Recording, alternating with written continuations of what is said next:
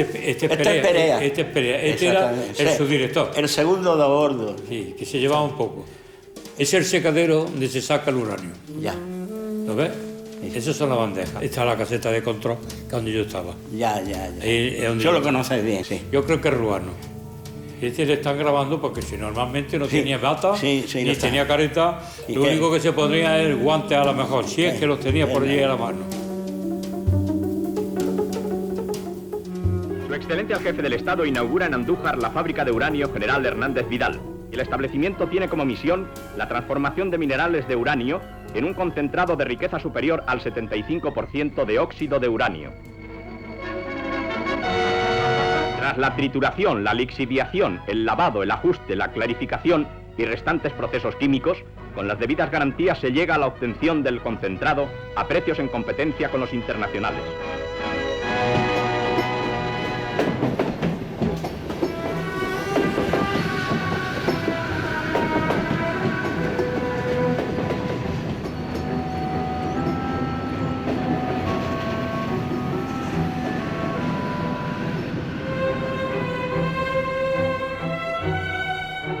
A menos de 1 kilómetro del núcleo de población de Andújar, en Jaén, casi 10 hectáreas de terreno encierran los residuos sólidos que generó la actividad de la fábrica de uranio entre 1959 y 1981. Reposan enterrados en un dique junto a otro que guarda equipos, instalaciones y edificios.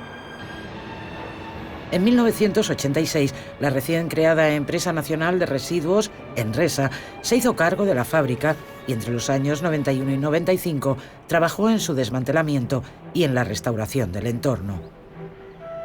Aquí se trataron durante 22 años más de 1 millón de toneladas de mineral que llegaba principalmente de las minas de Cardeña, en Córdoba, y de la situada en la ladera del Santuario de la Virgen de la Cabeza, cerca de Andújar. Hoy, un sistema de vigilancia y control obliga, entre otras cosas, al seguimiento de la calidad de las aguas superficiales y subterráneas y al control de las emisiones de gas radón a la atmósfera.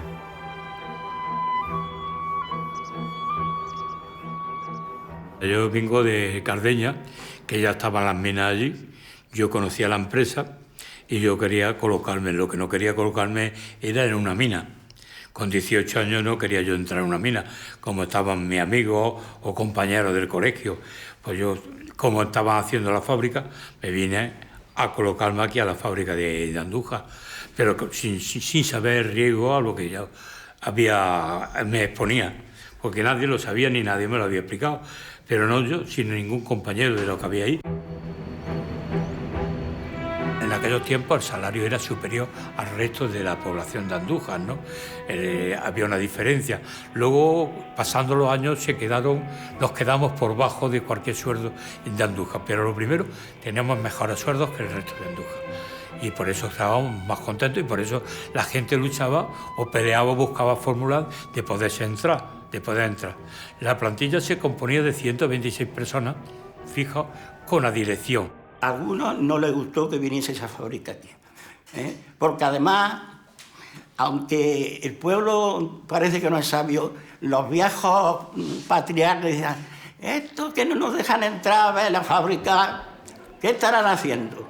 Era estilo militar, ahí los civiles no podían pasar. Y además me consta que todos los que hacían un contrato laboral, pues tenían que someterse a una cláusula de confidencialidad. Y además, en los sueldos, empezaron ya a comparar los sueldos de allí con los sueldos que se tenían ahí. Había ciertos celos, esto lo he colocado. Y además, le caía la leyenda negra de que eran franquistas. Que si no eras franquista, no te colocaba. Entraba bajo un examen que tenías que para poder entrar. Luego la conducta tenías que tener de toda la familia. Buscaban todas las formas, la Guardia Civil, la conducta de los padres, de los abuelos, de los hermanos y todo. Y a lo mejor yo a los 15 o 20 días ya era fijo. Pero sí, siempre firmaba un documento en el cual no sé lo que decía, Nadie lo sabe lo que decía ese documento porque te hacían firmarlo como un secreto. Estábamos trabajando en un secreto militar. Entonces tú firmabas, a ver, déjame que lo lea. No, esto no lo puedes leer. Entonces yo no sé lo que firmé, ni creo que lo sepa nadie. Yo he preguntado a todos los compañeros, firmábamos el papel ese y ya no sabíamos más nada. Solamente que luego no podías, te decía, tú no puedes divulgar nada de lo que hagas, ni se lo digas al compañero, ni el compañero a ti. Y en la calle mucho menos. Yo sé que Franco está muy de moda. En aquella época estaba todavía más de moda.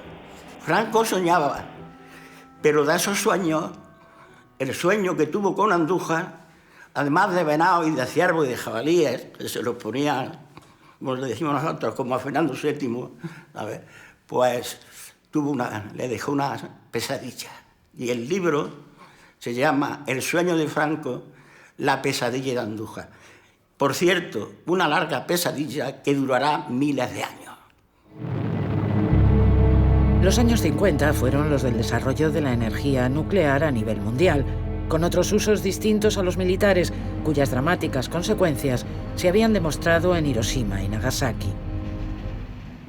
En mitad de la Guerra Fría, la fiebre nuclear se extendía por el mundo y el dictador Franco no quería ser menos, aunque sus ambiciones para España incluyeran también el intento de fabricación de la bomba atómica. Donde un equipo de técnicos de la Junta de Energía Nuclear... La extracción de uranio como actividad minera se inició a finales de los años 40 en nuestro país. Para el estudio de sus explotaciones y el desarrollo de nuevas tecnologías, se empezaron a crear distintos organismos.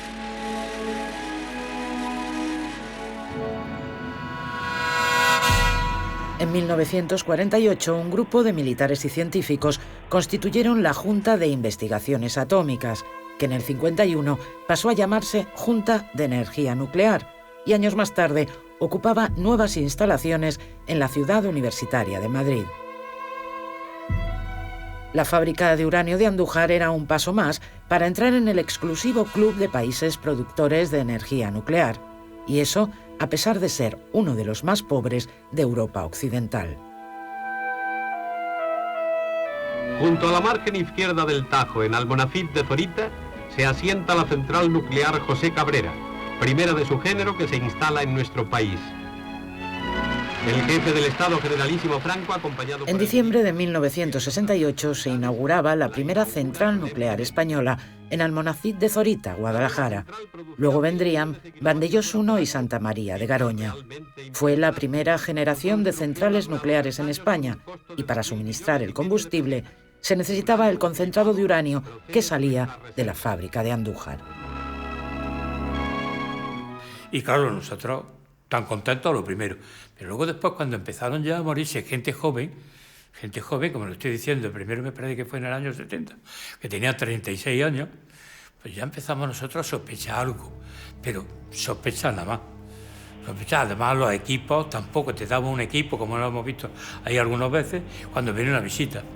Te daba un equipo, te daba una bata, te daba un gorro, te daba unos guantes, una mascarilla, pero cuando pasaba la visita te la quitaba. Tú tenías otra ropa normal. Es decir, que a los primeros años nosotros nos traíamos la ropa a lavarla en la casa, con la consecuencia que traía uranio a tu casa. Y comíamos en los bocadillos allí hasta que nos pusieron el comedor, pusieron la lavandería, pusieron una lavadora y ya no lavábamos la ropa. Cuando más bien nos dimos cuenta, cuando vino ya, se hizo cargo Enresa en el 86 y empieza a destruir los edificios, la oficina, a encerrarlo todo, a empezar. Bueno, ¿en qué hemos estado nosotros metidos aquí?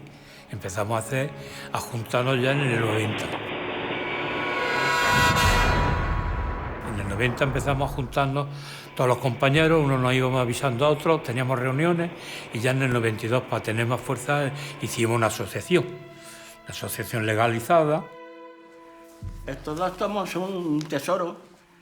Los antiguos trabajadores de la fábrica de uranio de Andújar llevan desde que se juntaron como asociación reclamando el reconocimiento de enfermedad laboral y que no se traten sus dolencias como casos de enfermedad común. Pero el tiempo, como suele ocurrir en estos casos, no ha jugado a su favor.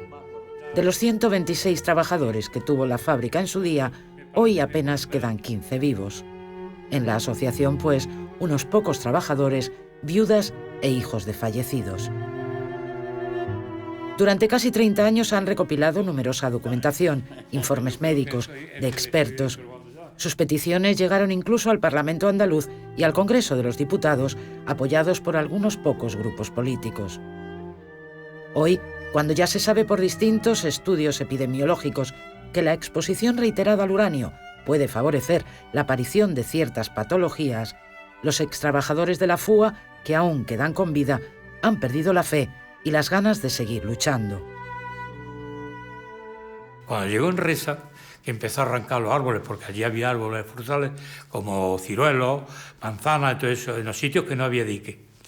Y aquello no lo comíamos nosotros. Unos más que estaban más cerca o tenía más tiempo, pasaba por el árbol y se comía. Pero cuando llegó eso y empezó a arrancar, dijeron, ¿esto qué es? Que estos tienen cuidado, todo esto están arrancando, están enterrando los despachos del mismo director. Y ya es cuando esto ya nos puso un poco nerviosos.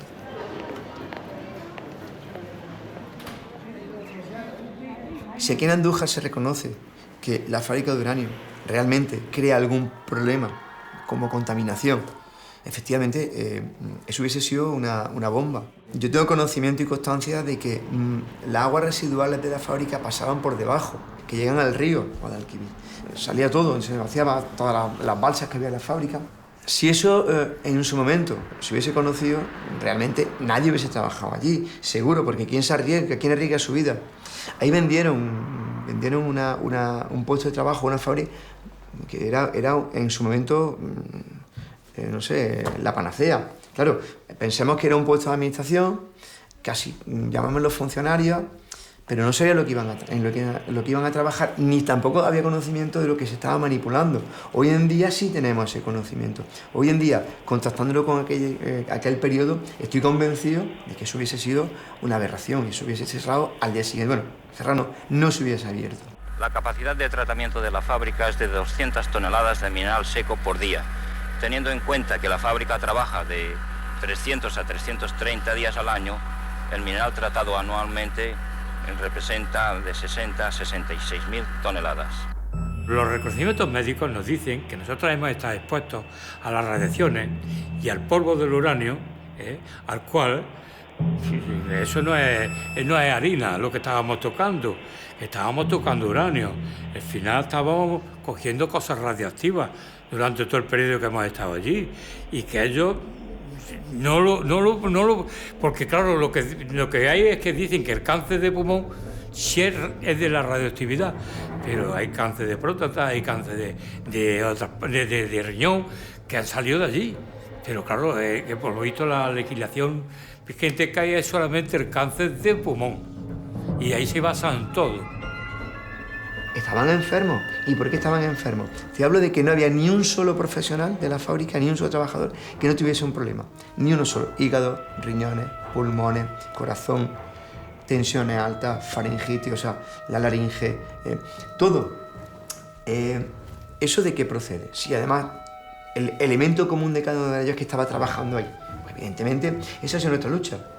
No hemos conseguido nada, yo creo, sinceramente, no porque no hubiese lo que allí hay, sino porque hubiese creado eso una alarma social enorme en una población como en Andújar de 44.000 habitantes. Si realmente se demuestra que lo que ahí había era una bomba, lo que hay, piensa que a día de hoy, a mí me consta que todas las semanas o cada 15 días Enresa viene y hace unas catas en los pozos y saca agua para ver el grado de contaminación que existe en las aguas subterráneas. Si eso pasa hoy, 2018, en el 1959 hasta 1961, 62, 63, hasta el 74, hasta el 78, ¿por qué no esos trabajadores tienen el mismo trato que tiene la fábrica, la instalación? O sea, no ha salido nada de ahí de esa fábrica, todo se enterró, todo está ahí.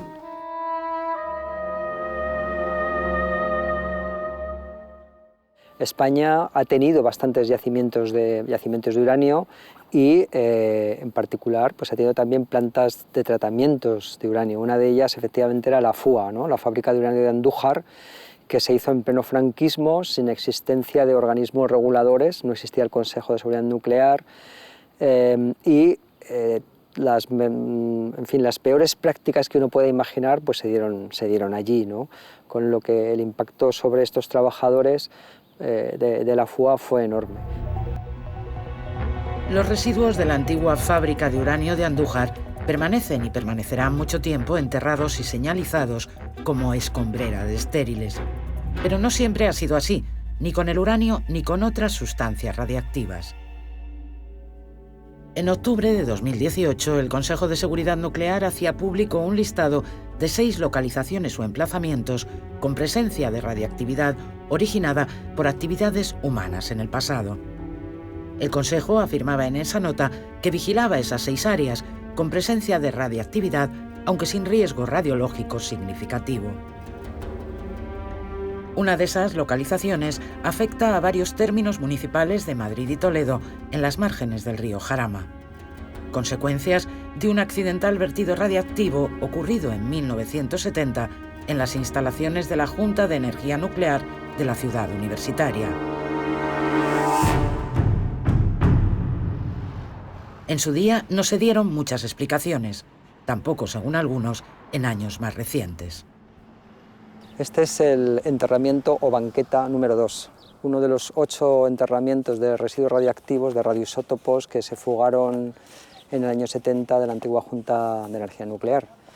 Bueno, el 23 de noviembre del año 70, que era viernes, los técnicos de la antigua Junta de Energía Nuclear detectaron una fuga del agua radiactiva que se usaba para refrigerar el reactor Gen 1, un reactor de 10 megavatios, y este agua era el agua del circuito primario, que es el agua más contaminada que uno puede encontrar en un reactor.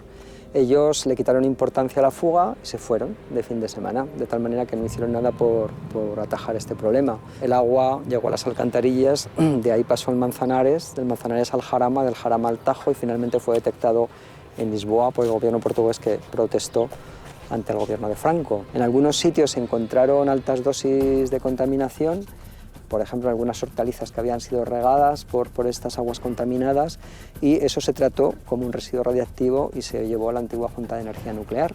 En otros casos, como el que nos ocupa, pues ellos se encontraron con lodos contaminados con diversas concentraciones de radioisótopos y tomaron la decisión de enterrarlos in situ. Entonces nos encontramos aquí en la zona del Jarama y del canal del Jarama con 8 enterramientos de diversa gravedad. Para que alguien tenga una dosis por encima de lo normal, tendría que estar un año ahí, o estar comiendo hortalizas todo el tiempo cultivadas en esa tierra. Eso no va a ocurrir, es improbable que ocurra. Pero no hay que tampoco menospreciar el riesgo. Es decir, no hay que alarmar, pero tampoco hay que menospreciar el riesgo. Lo que estamos haciendo aquí es someter al medio ambiente a unas dosis radiactivas gratuitas, que no tendrían por qué producirse. Un problema adicional que yo creo que cabe señalar es el secretismo. La fuga se mantiene en secreto, si no es por la protesta del gobierno portugués no nos enteramos, pero además esta contaminación, estos 8 enterramientos han sido secretos hasta hoy.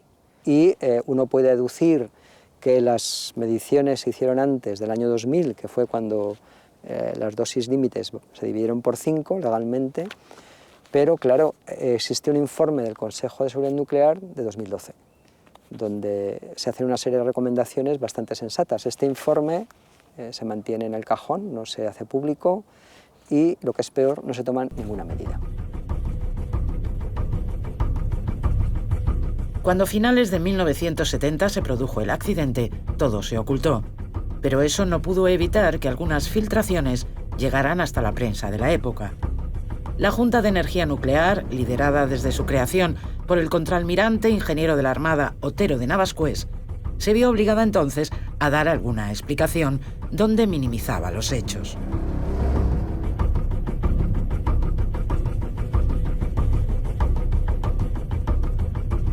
Años después, en 1994, el periódico El País tiene acceso a algunos documentos oficiales sobre aquel suceso. En un largo reportaje lo califica como el suceso más grave de contaminación radiactiva en España. Entre otras cosas, los informes desvelaban que en algunas parcelas se había detectado radiactividad 20 veces superior a la permitida. Es muy difícil el juzgar la intencionalidad, por así decirlo, con los datos además que tenemos. Estamos hablando de una época, cuando nos retrotraemos a España, no estamos hablando de una época oscura, por decirlo de alguna manera suave. Teníamos una dictadura y naturalmente cualquier elemento que podría ser causante de malestar o de, no sé, o de una percepción negativa por parte de la sociedad, la tendencia era ocultarlo. Teníamos censura, teníamos todos esos procesos típicos de una dictadura y evidentemente eso también, supongo que esa cultura de transparencia que ahora tenemos y a la cual yo estoy plenamente involucrado como responsable de este centro, esa cultura no existía. Y si se produce algo, se produce la muerte de un tren en el norte de España, se oculta. Si se produce un vertido de sustancias radiactivas en el río Jarama, se oculta. Es una reacción de dictadura, es una reacción de un momento histórico en nuestro país, que también ha sucedido en otros, a pesar de su... No todos los problemas que ha habido en otros países también han tenido esa transparencia. Y eso yo creo que es un elemento muy negativo que ha incidido en esta industria nuclear, y que es lo que ha hecho que ese miedo que existe. Porque los riesgos evidentemente están ahí, como cualquier elemento industrial a gran escala que se desarrolla.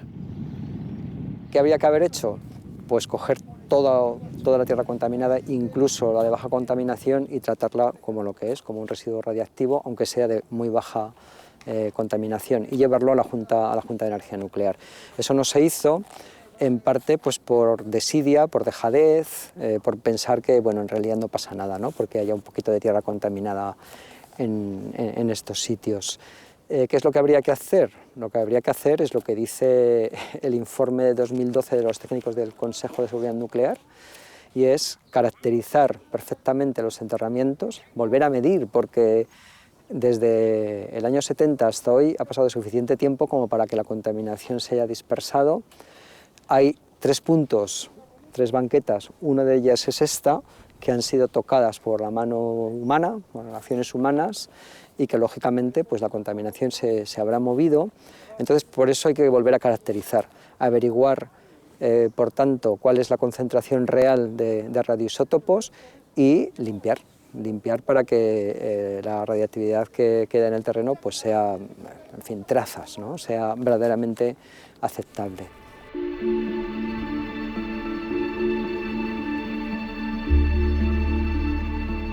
Desde 2011, la empresa minera australiana Berkeley persigue un gran proyecto para el campo Charro de Salamanca.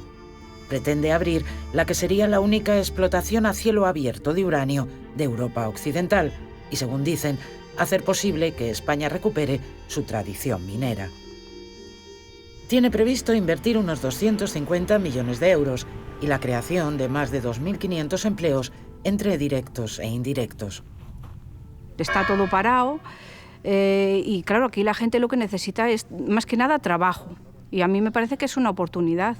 Eso es una tontería, el que la mina produce cáncer. Y eso, los que protestan son los que viven muy bien, muy acomodadicos en su casa, que no tienen que trabajar ni tienen que hacer nada, tienen el sueldo todos los meses bien fijo en casa y les da igual los que no tengan. Tendrán todo bien estudiado para que no afecte a nada y todo esté todo bien controlado para que los de Portugal estén bien, y no, es que no creo que vayan a ponerme en peligro a todas las personas. La mayoría del pueblo estamos contentos de que se abra, porque lo que queremos es que haya trabajo en el pueblo y que no se vaya la juventud. Aquí, si no hay trabajo, la gente tiene que marcharse y nos quedamos 4 viejos. De momento, pendientes de permisos y con algunas demandas en los tribunales, han invertido ya más de 70 millones de euros. Se mueven y trabajan en prospecciones por la zona, han iniciado obras y también construido instalaciones en los pueblos y patrocinado eventos deportivos. Tienen ya más de 22.000 solicitudes de empleo. Pero como siempre en estos casos, cuando una minera anuncia sus intenciones, no todos están de acuerdo, especialmente si se habla de minas y plantas de procesamiento de un mineral que hace mucho que dejó de extraerse por estos y otros lugares. A mediados de la década pasada, el precio del uranio estaba muy alto, la humanidad se había olvidado ya de lo que había pasado en Chernobyl, y entonces otra vez la energía nuclear estaba creciendo, había bastantes países que se planteaban hacer otra vez centrales nucleares, y por eso el precio del uranio llegó a valer hasta $140 la libra. Pasó lo de Fukushima en 2011 y luego esto pues realmente ha bajado mucho, pero en aquella época sí que valía bastante el uranio, tanto que se planteó Berkeley, llegó a un acuerdo con el USA para reabrir las minas de Salices, que también están aquí en Salamanca, que están abandonadas. Lo que pasa es que ahora en 2019 vale $28 la libra. Ahora no sabemos si realmente va a ser rentable lo que están haciendo aquí, pero vamos, evidentemente ellos han invertido un montón de dinero y quieren sacar rentabilidad a todo lo que están haciendo. Nosotros nos estamos oponiendo desde hace ya 7 años, hemos hecho manifestaciones, concentraciones y también estamos recurriendo en vía judicial todos los permisos administrativos que va teniendo Berkeley. Retortillo, Villavieja, la comarca del río Yeltes son algunos de los nombres que aparecen en el proyecto de Berkeley Minera, una zona rural con pocos habitantes y muy cercana a Portugal, que presume y vive principalmente de su ganadería, una de las más importantes del país. Los ganaderos no queremos vivir de la mina, sino queremos vivir de los animales, de nuestro trabajo y de nuestro campo. Aquí en esta zona estamos orgullosos de que las 3 grandes unidades veterinarias que están en España, en cuanto a número de cabezas de ganado, se encuentran en esta zona. La principal es Vitigudino, la segunda es Ciudad Rodrigo, que están aquí en la zona, a la cual pertenecen nuestros ganados, y la tercera sería la Fuente de San Esteban. Entonces, en una zona que es principalmente ganadera, no nos entra en la cabeza de verdad que se pretenda abrir una mina de uranio a cielo abierto con todo lo que eso conlleva. Las vacas cuestan dinero, las rentas de las fincas cuestan mucho dinero y es que es tu modo de vida. Yo ahora mismo tengo este ganado porque lo tengo para vivir de él. O sea, yo no puedo de la noche a la mañana coger mis vacas y llevarlas a 100 kilómetros escapando de una mina. Porque es que una mina es un problema que va a estar ya toda mi vida. O sea, si yo tengo ahora mismo 20 años, va a estar hasta que yo, por desgracia, me muera. La plataforma Stop Uranio es una plataforma ciudadana que congrega ganaderos, agricultores, toda la gente de la zona. Nosotros en 2009 empezamos a escuchar rumores de que se iba a abrir una mina de uranio. Algunos nos preocupamos, pero bueno, pasó el tiempo y los rumores se iban haciendo más fuertes y además ya hablaban de una planta de concentrado, que eso al principio por aquí no sabíamos muy bien qué era. Empezamos a informarnos, buscamos gente con la que hablar y entonces ya nos dimos cuenta que era una cosa muy seria, que ya no hablábamos de abrir una mina, sino una planta de concentrado, que iban a quedar aquí residuos para toda la vida. Entonces nuestra preocupación ya empezó a ser fuerte. Muchas organizaciones y grupos ecologistas se han unido ya al rechazo del proyecto minero para estas tierras, porque no son solo los residuos que deje o los efectos directos en la salud humana. También la mina afectará a una zona Red Natura 2000, protegida por su alto valor ambiental y ecológico. El desarrollo de los ecosistemas y la vida de algunas especies endémicas estarían en peligro.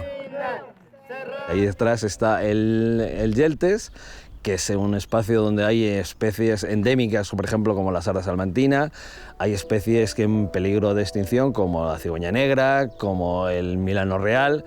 Entonces, bueno, no se entendía muy bien que eso fue obra de la Junta, que fue la que emitió la declaración de impacto ambiental, fuera favorable cuando hay una afección sobre la red natural. Hay sentencias en España y en Europa de que no se puede, porque esto está a nivel europeo, la red natura, no se puede afectar a un espacio protegido por medio de instalaciones, por ejemplo, una carretera en Holanda, una mina que se iba a hacer en Navarra. Eso luego la justicia lo ha echado para atrás porque hay una afección sobre un espacio natural.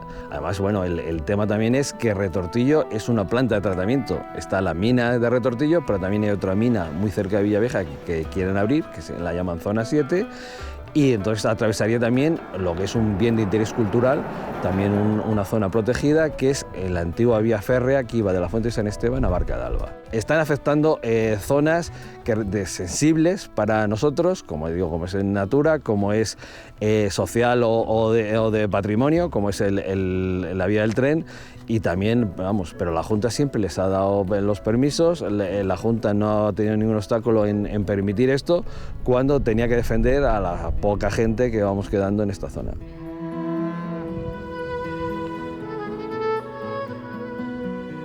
Bueno, Villavieja concretamente sería el cierre definitivo, porque uno de los yacimientos en los que Berkeley pone su máxima esperanza es la zona 7, que está a escasos 100 metros del casco urbano de Villavieja de Yetes.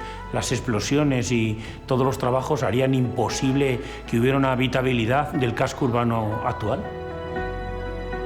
Este tipo de proyectos es una consecuencia de esa despoblación tan brutal a la que nos ha abocado una mala gestión desde el gobierno de la comunidad autónoma. Pensar que estos proyectos son el futuro de este pueblo, por ejemplo, cuando en el mejor de los casos habría una explotación de 5, 6 o 7 años, si es que fuese rentable, toda esa gente que ahora se emplease ahí vería absolutamente cercenado su futuro, porque no se preparan, no se forman en otros puestos de trabajo, ni se invierte en otras industrias o en otros puestos de trabajo mucho más sostenibles en el tiempo. Es decir, que sería una condena para este pueblo. Lo haría desaparecer, a mi juicio, sin ninguna duda. Nosotros tenemos clarísimo que esta mina nos va a afectar a todos, desde los ganaderos, desde el turismo. Aquí, por ejemplo, yo personalmente tengo un negocio que depende de un balneario, el balneario de Retortillo. Este balneario lleva dando trabajo 100 años y da trabajo a 60 personas todas las temporadas.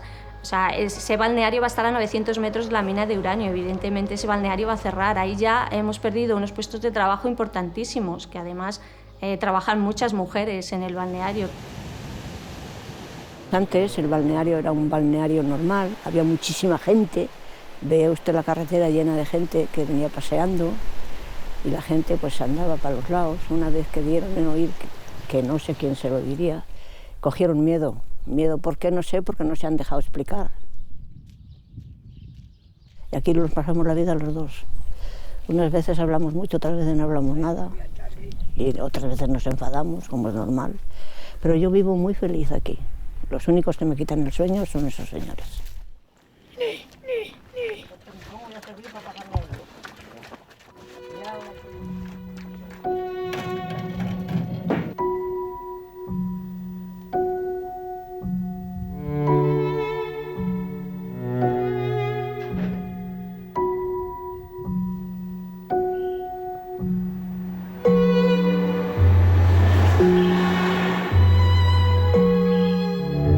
El bar pues está de hace 46 años que trabajamos en él y dábamos comidas. La gente del balneario se venía a comer aquí y trabajábamos bastante bien. Pero una vez que empezó esto, pues ya nadie. Ahora no, sí, por las tardes vienen, tienen una terraza ahí, se sientan en la terraza, toman algo, ya me junto con ellas. Como casco mucho, pues no las dejo que se vayan. Y así es la vida. El bar la casa está hecha desde el año 1903, los mismos años que el balneario tiene. Y esta es mi vida, que soy muy feliz y ya está. No quiero que mi vida cambie. Porque ¿dónde voy yo? Con 69 años aquí viviendo, ¿quién me mete en un piso a mí? Es igual que un pájaro cuando lo metes en una jaula. Yo no quiero irme de aquí y ya está, y por eso estoy haciendo todo lo que hago. Yo estoy en contra de la mina, pero porque estoy defendiendo mi negocio y mi vida. Vara bendita, tra la la la la la la.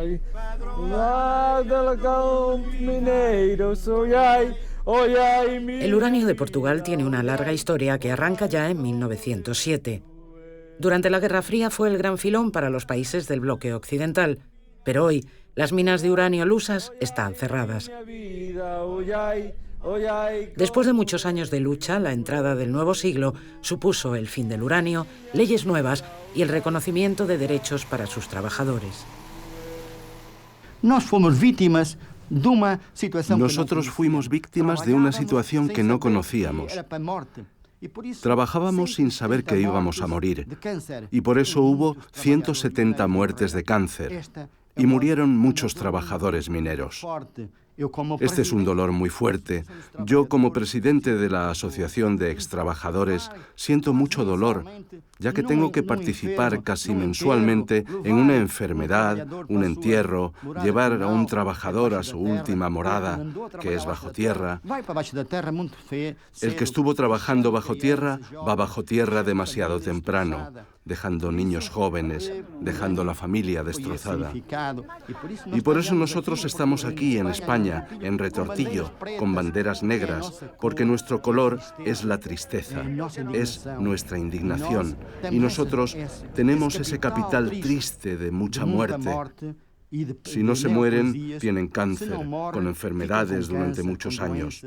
Es por eso que el Estado portugués ha reconocido en decreto ley la indemnización a todos los trabajadores que mueren con cáncer.